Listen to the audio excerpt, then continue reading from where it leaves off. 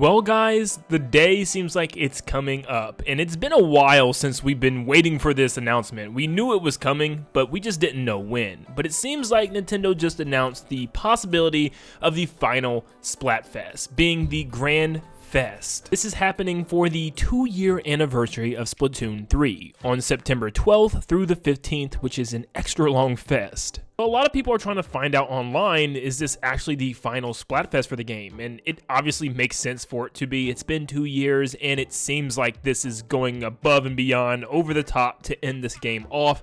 And the Japanese account, lots of people had translated it to be either the final fest or a very decisive fest, which either way kind of leads credence to it possibly helping to influence Splatoon 4. Man, look how massive this is. You have all 3 groups of idols dancing on a gigantic stage with tons of people in the crowd. This seems like to be like a new area. I wonder if the area itself will change, or is this something just for the promo? I would really love to see a giant concert venue for this final Splatfest. It would be seriously awesome. But what are the teams? Well, we have past, present, and future. And of course, you have to remember, this isn't just a regular Splatfest. Nintendo has already done this twice, so this is a very important choice. And let me tell you exactly what I mean if you are still kind of new to this thing, or maybe Splatoon 3 was your first game. For Splatoon 1, the final Splatfest was Callie versus Marie. And obviously, Callie lost, Marie won, and it influenced Splatoon 2 by having Callie get kidnapped, and it was all kind of focused on Marie helping the new Agent 4 in order to save Callie and find DJ Octavio. So yeah, it had a big influence on that story mode, but probably not as big as the end of Splatoon 2. Splatoon 2's was pretty massive, and it was a cultivation of characters from the first game, the second game, and the DLC with the Octo expansion, just having this awesome, amazing concert and performance from both Pearl and Marina to celebrate the Chaos versus Order battle. And of course, Chaos won, meaning that would influence not just the story mode of Splatoon 3, but literally the entirety of Splatoon 3, giving us the Splatlands kind of an apocalyptic looking landscape and taking us to Chaos instead of Order.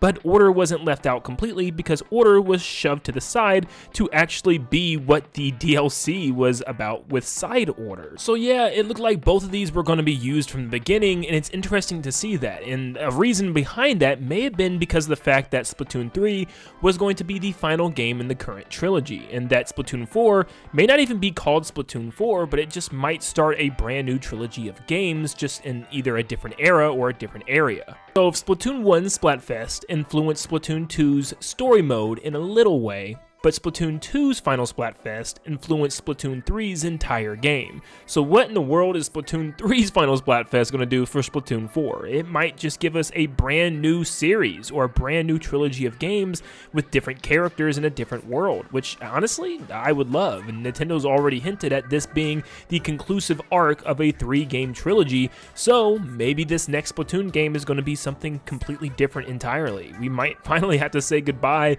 to Callie and Marie, Pearl, Marina, and finally the new members of Deep Cut, being Shiver, Fry, and Big Man. So this could be one of the most important Splatfest ever, so definitely choose wisely. Don't just choose this one based off of what you like, but think about the bigger picture here. What is actually going to come out of these choices? Is Nintendo really going to pull from one of these? Or maybe they won't. Maybe they'll just start over again with something new and just this won't have any influence whatsoever. But we have past, present, and future. Past obviously could be taking us to the past, who knows? Maybe we finally get to see that great turf war and just the events that led up to the first game. Present, I really don't know how that could be a theme. Maybe it's just the same present time but in a different location that's not revolving around the same characters that we know. And the future is maybe just that. The future of Inkopolis, of the Splatlands, of everything that we know and love, maybe taking us into a dive into what could come. Either way, I think all of these could be some interesting choices, and I'm really curious to see if they really do influence the story at all. Now yes, before the whole Midori issue popped up online and obviously him losing his account, we got some information that did suggest that a new Splatoon game was coming because it was codenamed Spiral, and by researching the data, he was able to confirm that this is a new entry in the Splatoon series. Now, it seems like all of his information was actually coming from an accurate source, that this stuff was right.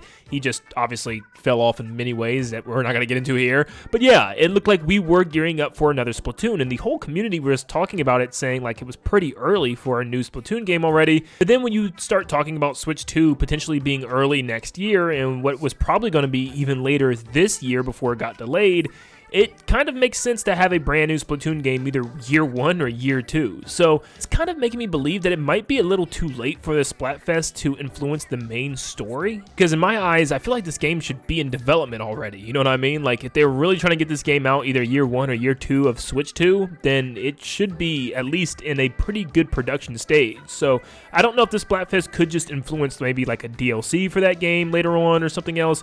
It's hard to say. We don't know what's going on with Splatoon 4 and what Nintendo's plans are for the next console. But with how well all 3 games have sold in the series and how popular this franchise had become, I think it's extremely safe to say that we will be seeing Splatoon 4 sooner than later. A little while ago, I made a chart to see exactly what we could expect. Going from Splatoon 1 to Splatoon 2 only took 2 years, and that's because they wanted this game on good hardware and not the Wii U. But going from Splatoon 2 to Splatoon 3, it took about 5 years, which was a pretty long time, but considering the fact that you already had a Splatoon game on Nintendo Switch, they really didn't need to rush this one. So honestly, I feel like the earliest that we would see Splatoon 4 would definitely be 2025. That first year of the new console, but personally I'm guessing probably around 2026. Year 2 being a huge year 2 game probably makes the most sense for Nintendo. That gives Nintendo almost 4 years of development time, which is kind of exciting to already think about the next Splatoon game. But I do want to go back to this Grand Festival trailer real quick, and it's pretty interesting. As you can see, this looks like an entirely new location that we're going to be in. And unless I'm just stupid, no landmarks is really kind of telling me where that is at in that scene of walking through the festival gates, but then we get to see a scene of the train tracks, which is kind of a full circle of how we saw the trailer originally start, and the sunset in the background is so perfect. You can see all these cars lined up to join the festival, and it looks like you might be able to walk along the train track area or something. Like, this is an entirely new area. We can even see the upside down Eiffel Tower in the background that we saw from the reveal trailer. So yeah, this seems to be away from the natural square that we are in. And as you can see here, you can actually walk through the paint that's shooting down from the entrance, and it actually covers you, which is pretty cool. So yeah, this seems like to be a new area or something just for the Splatfest alone, which is super awesome. And then it looks like up on the stage somewhere, there seems to be this giant golden boat full of these golden idols. And you might be asking yourself, just what the heck are these things? There's a turtle, a chicken with an egg, and some type of raccoon with a hat.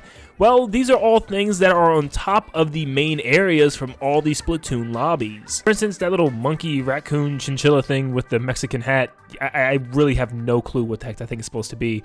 But yeah, he's actually on the top of the original Inkopolis Plaza. Then we see that giant golden turtle, and that's actually a giant turtle on top of Inkopolis Square from Splatoon 2. You can see 3 of them coming from Splatoon 3, with the giant chicken with the egg, the piggy bank or pig-looking creature, and also the giant snake. All 3 of these can be found at the top of the buildings around the entirety of Splatsville, which is pretty interesting, and I'm sure there's gold versions of the other ones that we haven't seen yet as well, kind of all in this little basket, and I'm wondering if this is just like a big cultivation of all the things that we used to have and stuff, just kind of giving us a throwback, which is pretty cool. But yeah, this was a pretty cool announcement, and I'm actually very excited. As somebody that's only played a couple of the Splatfest, this one definitely is intriguing. I love being part of the final one, and thankfully this happens right before I go on vacation, which is awesome. So guys, let me know in the comments down below what you feel about this. Are you sad to see that this could finally be the end of Splatoon 3 and the trilogy that we've known and loved for the last couple of years? Let me know if you're happy about this, or sad, or excited for the next game, and what would you like to see Splatoon 4 do for the series? Thank you guys so much for tuning in. Make sure you leave a like and subscribe before you head out, and like always, I'll see you all on the next one. See you guys.